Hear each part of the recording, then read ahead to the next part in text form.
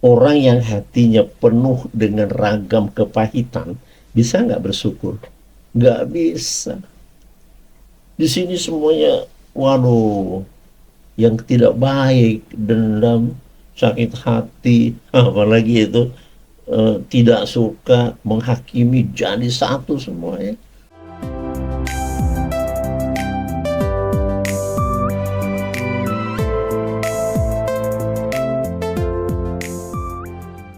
Bapak Ibu Saudara, kita bertemu kembali. Saya pada kesempatan ini akan membawakan topik yang menyenangkan, yaitu tetaplah bersuka cita. Mengapa? Ya, supaya kita tidak galau. Karena kalau sudah sukacita ada di hati kita, berarti kita tidak punya beban, Bapak Ibu Saudara. Lihat, Yesus berkata begini, kepadamu yang letih lesu dan berbeban berat, mari datang kepadaku, akan kuganti dengan kelegaan. Berarti kalau lega, lega itu luas, luas itu kosong. Jadi beban di hatimu yang selama ini mungkin banyak, masalah apa ya, sangat berbeda tiap-tiap pribadi, Tuhan mau ambil. Supaya lega, hatimu kosong. Ketika hatimu kosong, tidak punya beban, pikiranmu enteng. Kemudian berkat dan rezeki-rezeki bisa mampir ke dalam.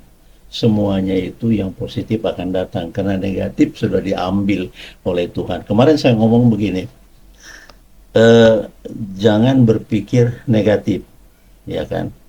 Kita harus berpikir positif. Kalau kita menyatakan hal-hal yang bernilai plus, maka alam, yaitu Tuhan itu, ya, pemilik alam dan segala hukum-hukum alam semesta, itu positif. Yang negatif, perbuatan-perbuatan dan yang didorong oleh roh-roh sesat atau iblis. Bapak Ibu Saudara, cuman di dalam hidup ini banyak yang kita tidak terlalu menyadari bahwa yang kita perbuat itu tersesat. Tersesat. Kenapa? Banyak di antara kita ketika bertindak, melakukan apapun itu, ya, tidak melibatkan Yesus Tuhan. Tentu keterlibatan Tuhan ketika kita merancang sesuatu, Bapak Ibu, hendak melakukan perjalanan, hendak membuat usaha, hendak memperbaiki rumah. Nah, itu kan harus melibatkan Tuhan, ya kan? Mohon berbelas kasihanlah engkau, kami mau merenovasi rumah, kan gitu ya. Dan biayanya sebesar A, B, C, D, E. Nah, kita namanya berserah. Dan itulah yang selalu diingatkan kepada kita, itu beban ya. Engkau yang berbeban berat-berat, mau merenovasi rumah, mau menikahkan anak, memasukkan anak sekaligus ke dua fakultas atau university, dan seterusnya, itu beban. Beban dalam kehidupan di dunia ini. Itu harus disingkirkan supaya tidak menjadi kecenderungan kita menjadi dikekang oleh hal-hal yang negatif tadi. Bapak Ibu Saudara, ketika dikatakan oleh Yesus begini, apa yang harus kuperbuat bagimu? Yesus menawarkan itu. Ya, menawarkan itu kebaikannya. Mau menolong. Tadi dikatakan jika kau berbeban berat, letih lesu, datang kepadaku ganti dengan kelegaan. Sudah kita ditolong. Tapi banyakkah di antara kita datang kepada Kristus? Saya tidak tahu. Harusnya itu dilakukan. Lalu demikian juga ketika Yesus bertanya, kita datang dalam doa, muncul pertanyaan itu mestinya karena itu yang terjadi ya pada zaman-zaman dahulu kala. Apa yang harus kuperbuat bagimu, Pak Andi, Ibu Mawar, atau Binsar, apa yang harus kuperbuat? Tinggal di ngomongin. Nanti ketika kita nyampaikan seperti orang buta, orang lumpuh, orang bungkuk, orang kusta, dan semua itu kan mereka ngomong. Bukan mengeluh, ngomong. Ya kan, atas pertanyaan itu dijawab, aku pengen melihat Tuhan. Dia bukanlah matamu. Jadi kalau Bapak Ibu sudah katakan, saya pengen punya pekerjaan, bagi teman-teman yang sedang mencari pekerjaan, sudah itu aja. Saya pengen punya pekerjaan, Tuhan, jika engkau ingin, kau izinkan, kasihanilah aku. Selesai. Nggak usah ditanya bagaimana Tuhan sempurna akan mencarikan bagi Anda yang terbaik. Nggak mungkin buruk. Kan begitu ya Bapak Ibu Saudara. Jadi kalau dikatakan di Alkitab, tetaplah berdoa di antaranya, ya. Kemudian yang kita kupas ini, tetaplah bersukacita. Sukacita itu di atas gembira, bahagia, ya, penuh sukacita. Di dalam sukacita ada kepenuhan kasih, kayak gitu ya. Yesus itu adalah pribadi yang kita sebut Tuhan, anak manusia dalam tanda petik, kepenuhan kasih. Kemana saja Yesus pergi, dia menebar kasih, ya, bukan menebar pemusuhan, tidak, kasih yang dia tebar. Dalam hal-hal yang tidak mungkin juga, dia bisa mengasihi 5.000 laki-laki dari 5 potong roti dan 2 ekor ikan. Mereka kenyang dan sisanya 12 bakul. Itu hebatnya sebuah kasih. Kalau Bapak Ibu percaya, kasih. Yang dikatakan kasihi sesamamu, kasihi Tuhan Allahmu, itu yang pertama. Bahkan ketika orang menyakitimu, kita melepas pengampunan, memaafkan mereka. Nggak usah dipanjang-panjangin jadi dendam. Nah, di video kemarin sudah saya katakan ya, jangan pernah berpikir negatif. Jangan hal-hal yang negatif ada di dalam hatimu. Lepaskan itu, gantikan semua dengan harapan-harapan dan hal-hal yang positif. Supaya hal-hal positif itu dari kemuliaan Tuhan dikirim kepada kita. Bersabar positif. Kita punya pekerjaan ini, gajinya sekian, ya toh misalnya UMR-nya cukup, tidak menyisakan saldo, bahkan kadang-kadang minus kalau terpakai beli obat, beli vitamin, beli ini. Tetapi kita perlu bersabar dan tetap tekun, ya, bersahabat dengan Tuhan. Itu yang penting, kita selalu dekat dengan Kristus, karena dialah juru selamat yang kita aku itu. Dialah jalan kebenaran dan hidup. Iya toh? Semua itu ada di tangan Kristus. Makanya kita selalu berdoa. Yesus juga ngomong, Yesus juga berpesan, jika ada sesuatu mintalah kepadaku, keinginanmu itu mintalah kepadaku di dalam namaku. Percayalah, maka akan kuberikan kepadamu. Nah, jadi kalau tidak percaya tapi Anda berdoa, itu sudah bohong. Nggak bisa apa-apa Bapak Ibu Saudara, ya. Sekali lagi, sukacita pelihara di dalam hati. Nah, Bapak Ibu Saudara, tidak bisa hatimu sukacita dan sekaligus di dalam itu ada pergumulan sakit hati, dendam, ya, sirik, benci, dengki, iri, dendam, apalah itu, sakit hati kepada dunia, kepada orang lain. Sementara kau katakan dirimu sukacita, ya ini kan nonsen ini. Kok bisa jadi satu? Nggak bisa. Sukacita itu yang dikatakan tadi sudah kosong, hatimu tidak punya beban, sudah diambil oleh Tuhan, ya toh, beban hidupmu, pikiranmu yang ada grundel di situ sebab usahamu tidak maju, di rumah tanggamu selalu saja pertengkaran terjadi karena tidak ada yang saling melepas. Melepas itu memaafkan. Suami dengan istri, entah apa sebabnya, ada saja permasalahan. Nah, kalau sudah ada permasalahan gitu, saya lihat acap sekali kita ini menuding-nuding setan. Ya memang itulah karya setan. Ketidakbisaan berdamai, iya kan? Harusnya kan penuh dengan damai. Damai sejahtera ku tinggalkan dan damai sejahtera ku berikan bagimu. Yesus ngomong itu kepada kita yang mau percaya kepadanya. Tapi kalau Bapak Ibu Saudara masih belum percaya, yuk pelan-pelan mulai percaya. Sebab kalau tidak percaya, tidak menguntungkan. Di hari esok, ketika kita tidak ada lagi di dunia hidup. Sebab Yesus berkata, yang percaya kepadaku akan satu perjamuan di rumah Bapa kelak. Yang percaya, yang tidak percaya, ya tempatnya beda. Ya, tinggal nunggu penghakiman, Bapak Ibu Saudara. Jadi menyenangkan sekali belajar untuk bersukacita. Pola kita sebetulnya melihat, memandang segala masalah, ya. Jangan membebani. Apalagi dikatakan, saya masa bisa sih? Aku tidak mungkin bisa. Aku tidak dapat melakukan itu. Padahal sebetulnya pasti bisa. Pasti dapat. Pasti berhasil. Karena apa? Karena Yesus yang mengatakan, jika kamu tinggal di dalam aku, dan firman yang kukatakan kepadamu, pengajaran itu, tinggal di dalam dirimu, maka apapun yang kerjakan, apapun yang ada dalam pikiranmu, itu sebetulnya pikiranku di dalam pikiranmu, dan apapun yang kau kerjakan, pasti tidak ada yang mustahil. Kenapa? Karena aku, kata Yesus, aku yang mengerjakan lewat dirimu. Amin. Bapak Ibu Saudara. Sederhana. Nah, jadi tugas kita, Bapak Ibu Saudara, dalam hidup ini adalah mengabdi. Mengabdi kepada Sang Ilahi yang menciptakan. Sampai dengan sekarang saya ngobrol, diberikan penuh kepercayaan oleh Kristus supaya saya hidup. Tujuannya apa? Supaya saya bisa mengisi ruang ini, menyampaikan pesan-pesan dan berita baik dari Injil kepada Bapak Ibu Saudara melalui layar kecil ini. Ini diberkati. Saya tahu ini diberkati oleh Kristus.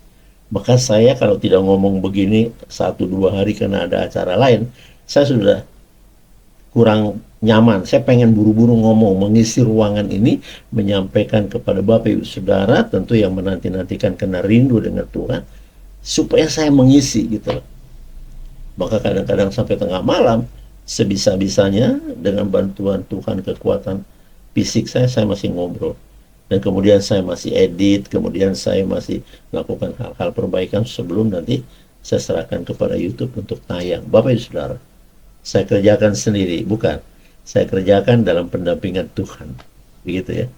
Jadi kalau mengingat semuanya janji firman Tuhan itu, saya suka cita, bagaimana enggak? Iya kan?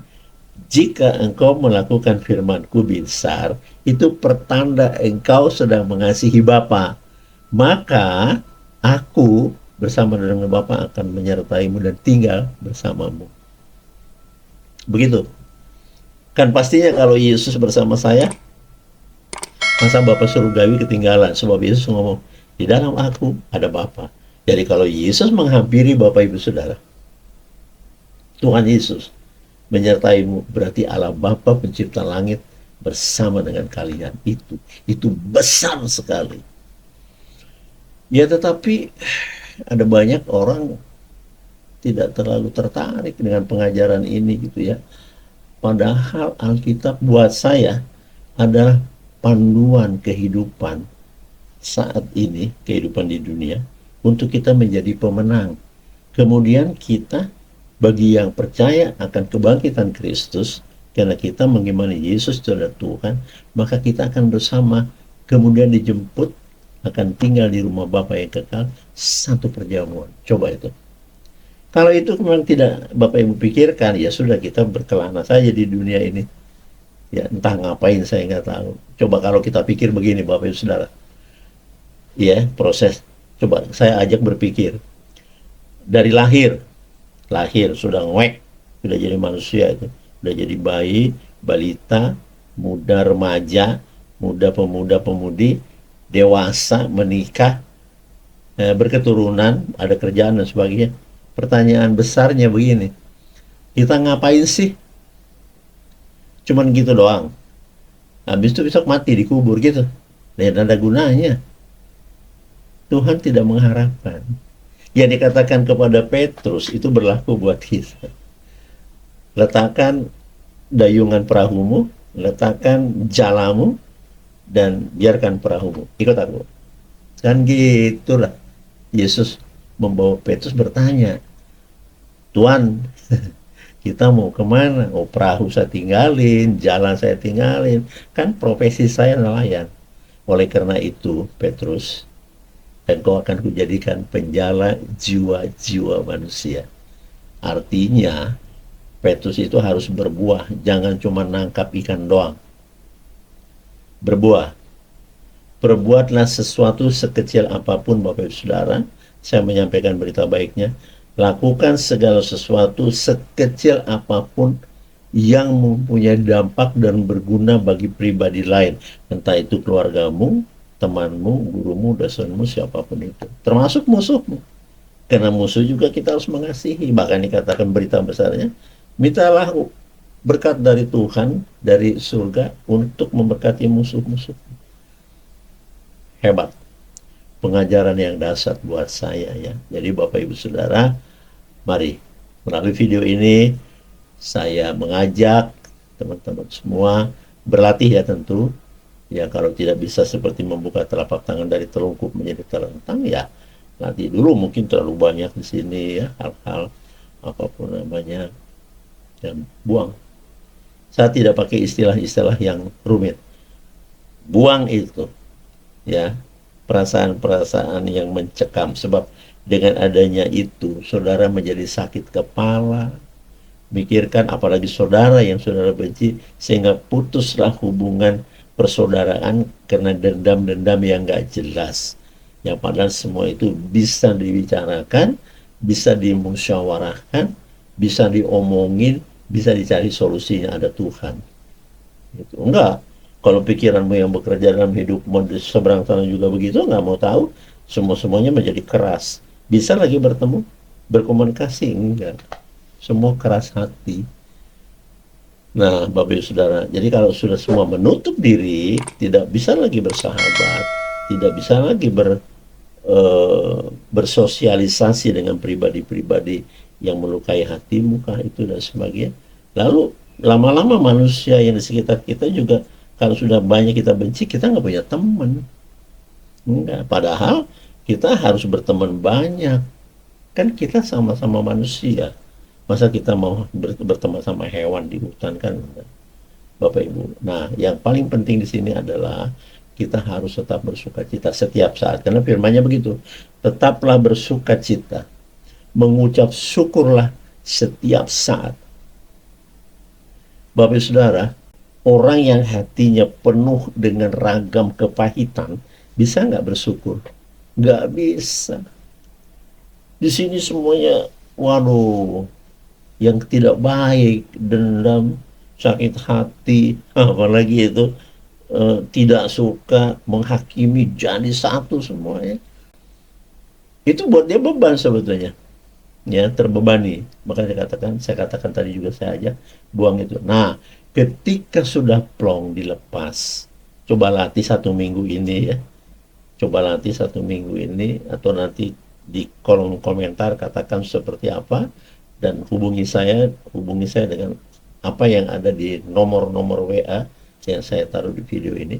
Saya akan berkonseling, akan sharing lewat secara pribadi melalui WA. Nggak begini lagi ya, tapi saya buka di sini semuanya, benih-benihnya, supaya Bapak Ibu tertarik. Yang membuat semuanya pekerjaanmu tertunda, terbengkalai, tidak selesai dengan sempurna karena Anda punya kepahitan. Itu yang saya katakan tadi, lepaskan kepahitanmu. Itu yang negatif itu di sini banyak, lalu hal-hal yang baik, positif itu baik. Yang baik itu tidak bisa masuk. Atau begini, ya begini. Karena semua yang tidak baik itu karya iblis, karya roh-roh jahat mengendap di sini. Inginnya memaki orang aja, benci saja, itu kan bukan karya roh Tuhan. Roh Tuhan itu penuh dengan kasih, jangan keliru. Bapak Ibu setelah bertindak senonton ini, lalu lihat hatimu, lihat perilakumu, nilai itu semuanya, dan buat sebuah evaluasi dalam pikiranmu. Iya ya, saya nggak bener ya. Saya benci sama dulur, saya benci sama teman, saya benci sama dosen, saya benci sahabat. Nggak baik, bukan itu ajarannya. Nah, itulah karya roh sesat, roh jahat yang mencekam, ya, yang menguasai hidupnya sampai begitu. Ya kan nggak bisa dong kita sakit hati, kita benci, kita sirik, dengki, apapun itu namanya, lalu kita pula katanya bersuka cita. Enggak, harus keluar dulu. Baru ketika itu, maka Tuhan akan mengisi ruang-ruang itu. Roh Kudus bisa mampir di sana. Makanya dikatakan aku memilih kamu. Kamu yang di sini sudah tidak ada lagi tadi kepahitan, maka dipilih oleh Tuhan untuk Roh Kudusnya diam di dalam jiwamu. Jadilah pilihan Tuhan. Kan begitu? Nah, seterusnya, kalau kepahitan itu tadi, atau rasa benci tadi, apapun itu namanya, mengendap dalam jiwamu, dalam hatimu, tidak engkau lepas.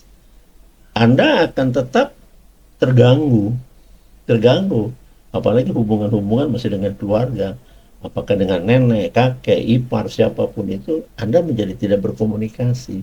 Rasa benci, padahal itu saudaramu. Nah, sekarang permasalahannya, kalau itu gandrung ada di dalam dirimu, Anda tidak akan bersosialisasi dengan mereka. Enggak, Anda akan berdiam diri. Rugi toh? Ya, lalu sepertinya terasing, tapi karena memang orang yang begini akan mengasingkan diri, ya entah apapun namanya, dia tidak mau lagi berkomunikasi, bersosialisasi dengan orang-orang yang menyakiti, melukai, dan apalah itu namanya. Pada kata Yesus, kasihi sesamamu, berarti lepas. Bapak Ibu Saudara. Nah, kalau itu ada dendam apapun itu segalanya, karyanya roh-roh jahat, maka jam tidurmu terganggu, nafsu makanmu terganggu, apalagi sudah mengenai tentang usaha, ada pengusaha-pengusaha lain, perusahaan lain menjadi sainganmu, itu bicara menjadi lebih luas lagi, dari segi bisnis, Anda mulai diterpa oleh pebisnis-pebisnis yang satu zona, sama-sama industri tekstil misalnya, atau industri-industri apalah itu rumah tangga, Anda tersaingi, atau industri makanan ringan, tersaingi lah, mulai Anda susah. Gimana caranya gitu ya. Padahal Yesus juru selamat.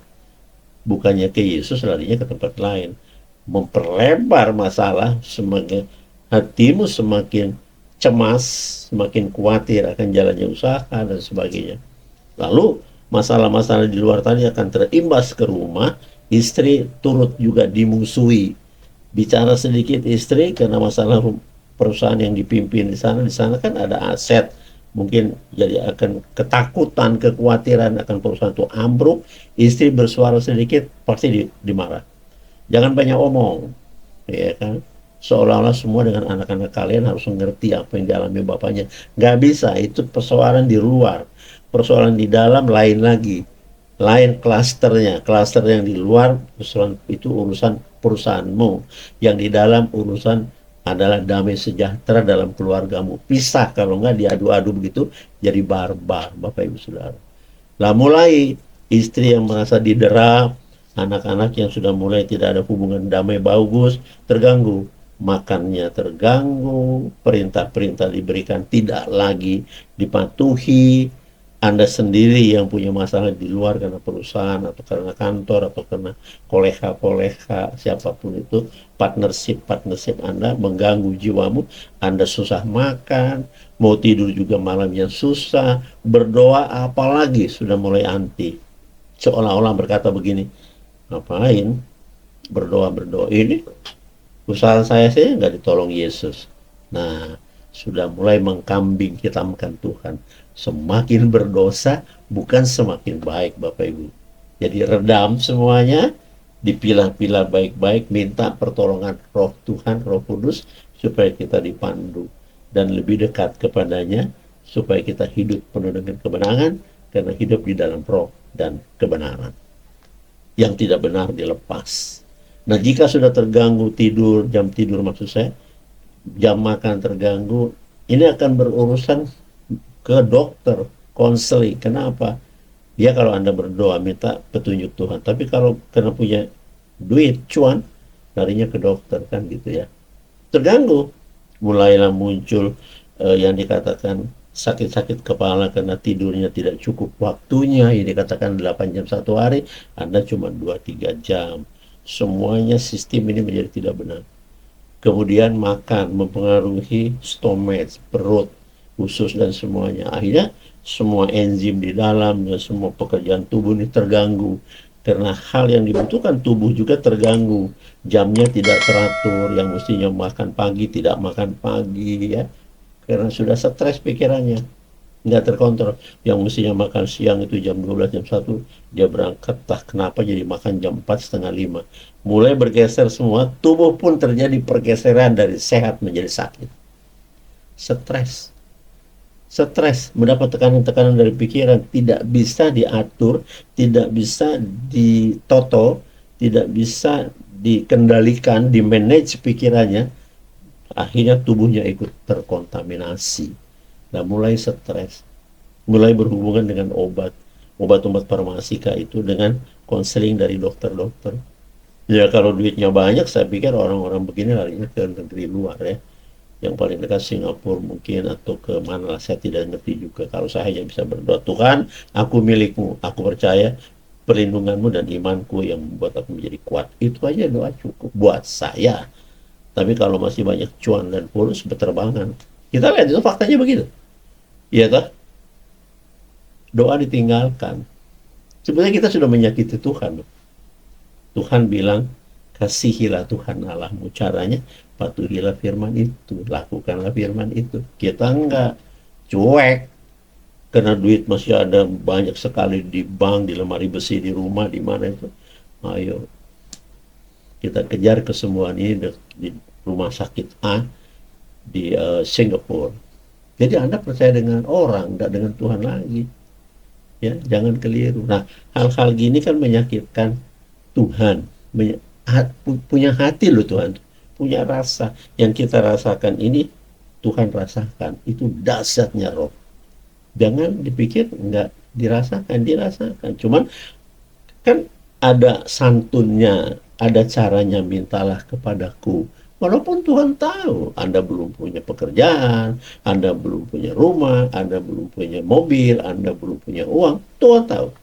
Tapi kita harus bekerja meminta, karena meminta itu bekerja, berdoa itu bekerja, menghampiri Tuhan, iya toh, melalui pendekatan doa. Doalah yang mendekatkan kita dengan Sang Ilahi yang begitu kudus dan yang tidak mustahil baginya. Kan dikatakan, akulah Tuhan Allahmu yang kudus, yang tidak mustahil bagiku, dan jika engkau percaya kepadaku, bisa tidak ada yang mustahil bagimu. Amin. Kan begitu. Bapak Ibu Saudara, nah itu. Jadi bersukacitalah. Ya, jangan pendendam, buanglah itu semuanya biar kita tetap sukacita. Ya, bergairah, bersemangat terus. Makanya begini, seusia saya yang sama-sama pensiun banyak, bahkan yang adik-adik 2 tahun kemudian di bawah saya pensiun sudah lebih tua wajahnya. Kenapa? Jadi menurut hasil eh, pembacaan saya dari beberapa literatur, bahwa ketika kita bertumbuh semakin tua umur kita, di sana terjadi beberapa sel dalam tubuh itu mengalami kematian. Kematian beberapa sel, ya kan? Sel-sel darah kah, sel-sel daging kah, sel kulit kah, sel rambut kah, sel apalah, itu kan banyak jutaan sel dalam tubuh ini. Gugur mereka, sel tulang. Maka muncullah tulang keropos, kan gitu, sakit sendi-sendi lutut.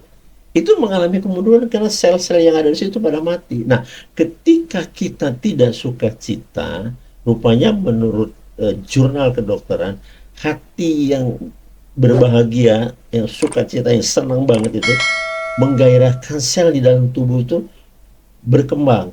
Sel itu bertumbuh, ya.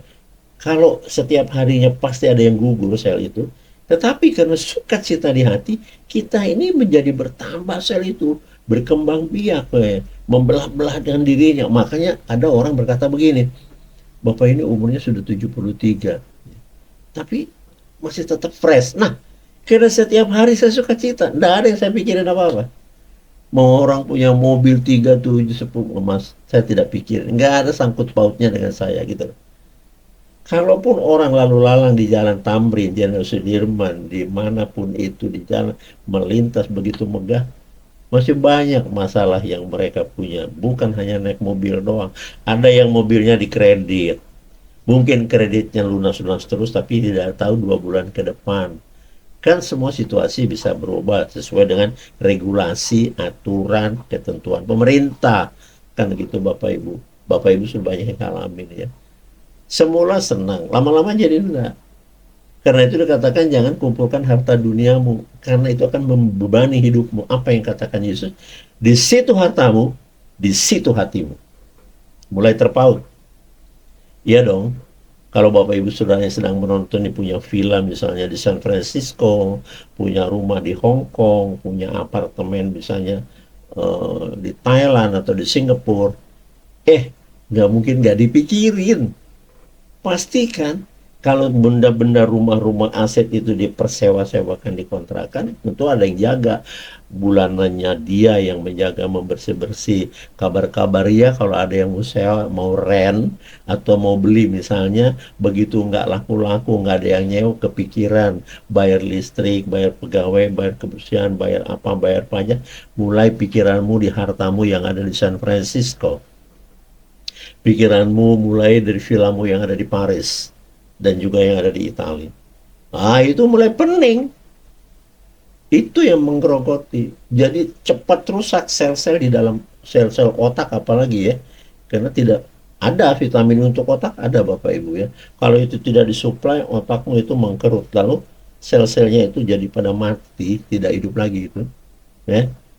Nah, yang bisa membuat menurut jurnal para medis, ahli kesehatan, kalau kita senang, oke saya pakai bahasa senang, gembira, itu kan ada yang berkata hati yang gembira adalah obat. Nah kalau itu hati yang gembira obat, itu tadi sel kita bertumbuh, ya. Jadi kalau misalnya satu hari kira-kira ini kan ada jutaan sel gitu ya, kira-kira ada 250.000 sel, sel darah, sel tulang, sel kulit, sel rambut itu pada gugur, rusak. Lalu karena hati kita suka cita setiap hari, bergembira, senang, ya, apalagi kata-kata yang cocok untuk itu. Lalu rupanya sel-sel yang gugur tadi ya gugur, nggak apa-apa, tapi sel-sel yang sedang berjalan masih bertahan hidup, dia mengembang, bertambah jumlahnya gitu. Sel darah merah, sel darah putih kita tetap seimbang kan gitu ya. Pekerjaan-pekerjaan fungsi-fungsi jantung, apalah itu semuanya kan gitu ya.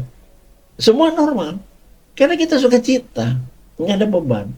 Saya katakan tadi, ketika beban dalam hatimu menapa sampai ke otakmu tidak bisa lagi Anda solusikan keluar, ya, apalagi tidak pernah berdoa, nah rontok. Jadi kelihatanlah orang yang banyak duit atau yang tidak punya duit, bebannya banyak kelihatan. Harusnya dia itu sudah 70 tahun, ya baru 50 tahun kelihatan seperti sudah 70 tahun. Berbeda dengan orang yang suka cita, terbalik. Orang yang sudah usianya 75 kelihatan seperti baru 60, itu keren. Banyak yang bertanya seperti itu. Bapak umurnya berapa? Saya sudah 70 plus plus plus. Waduh, kok seperti baru 50 atau 60? Nah, saya suka cita menerima kabar itu. Karena mereka melihat saya ngomong nggak males gitu ya. Saya berjalan masih tegas gitu ya. Saya masih berjalan pagi, saya masih bisa makan apa makan ini kan gitu. Tidak berpantang. Kenapa berpantang? Makanan disiapkan oleh Tuhan untuk menjadikan semuanya itu nutrisi bagi tubuh kita kan gitu. Manusia itu berpantang makan ini itu dan mana itu tidak boleh karena di dalamnya sudah ada penggagas, ada penyakit yang diam. Kalau disentuh dengan makanan ini melebar kan gitu ya. Maka dikatakan ini tidak baik untuk orang yang sakit ini gitu. Coba lihat itu ya, kalau ada di YouTube di mana jurnal-jurnal orang yang punya penyakit A, jangan makan bayam, jangan makan nanas, jangan makan ini.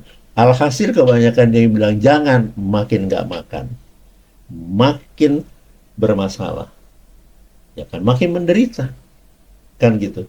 Duit banyak, banyak hartanya banyak, tapi di samping itu ikut pula penyakitnya banyak. Janganlah ya. Jadi pikiran kalian itu dirongrong oleh kebutuhan-kebutuhan yang tidak perlu. Makanya Tuhan, jangan kumpulkan harta duniamu, karena itu akan habis dimakan ngengat dan akan dimakan karat, juga akan diintai para pencuri. Tapi kumpulkanlah harta surgawi. Apa itu? Kekuatan spiritual, yaitu iman. Supaya Anda sehat. Kalau enggak, mobil orang lewat, Anda susah. Tetangga bangun rumah 2 lantai, Anda tidak bisa tidur. Macam apa begitu? Kan tidak baik, nggak diajarkan. Yang paling baik ini, tetangga ngebangun rumah, berdoa. Tuhan, bantu mereka, kasihi yang sedang membangun tetangga kami di sebelah kiri 2 rumah. Mereka menaikkan supaya menjadi bertingkat, dan biarlah damai sejahtera-Mu ada pada mereka. Nggak peduli agamanya apa, nggak. Anda berdoa, wey, apa yang Anda lepas? Nilai-nilai emosi positif. Pras, pras, pras. Alam tahu betapa baiknya hatimu.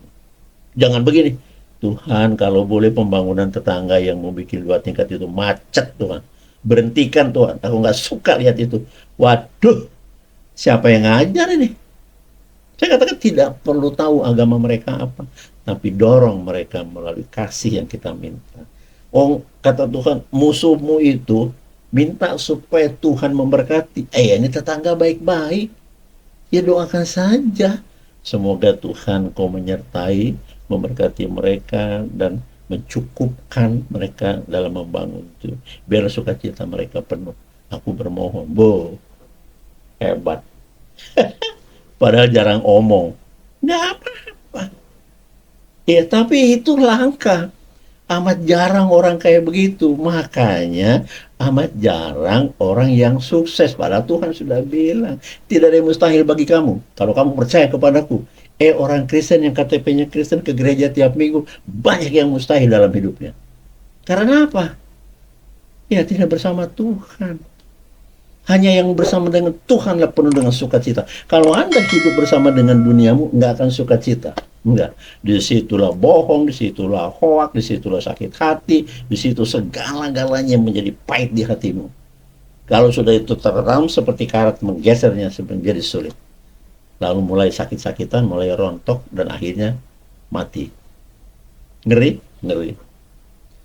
Jadi saya mengajak pada kesempatan ini, yuk, kita berhati-hati melangkah, karena Yesus bersedia. Aku menyertaimu sepanjang masa. Nah, kalau sudah Tuhan Yesus menyertai saudara dalam kehidupan saudara, dalam setiap napasmu, dalam setiap pendengaranmu, dalam setiap pikiranmu, ada Yesus dan Bapa Surgawi di situ berkuasa. Anda pasti menang dalam segala hal. Mau hutang kayak itu, mau rumah kayak itu, Tuhan akan berikan, karena Tuhan tahu kebutuhanmu. Maka dikatakan, jangan kau khawatir apa yang hendak kau pakai dan minum, apa yang hendak kau makan dan minum. Jangan pula khawatir apa yang hendak kau pakai. Uang itu benda, alat tukar mau dipakai, pasti diberi. Makanya ada orang diam-diam gitu ya, hendak bikin apa-apa, sepertinya tiba-tiba tuh duit berdatangan kepada dia. Itu dia nilai-nilai positif yang ada di dalam dirinya, menarik semuanya. Ya seperti magnet berdatangan itu berkat dunia. Wow. Tahu peristiwa yang kemarin? Son Haji, penjual minuman yang menjadi trending topik berita di Indonesia dari semua sosial media. Sekarang dia dapat bantuan dari orang-orang yang punya empati dan punya kasih. Ada yang sumbang 300 juta, ada yang sumbang 200 juta, 100 juta. Anak muda itu mengirim lagi 100 juta. Ada yang memberangkatkan ke naik umroh dan sebagainya. Itu kan kebaikan yang muncul. Dia nggak mikir itu. Nggak mikir.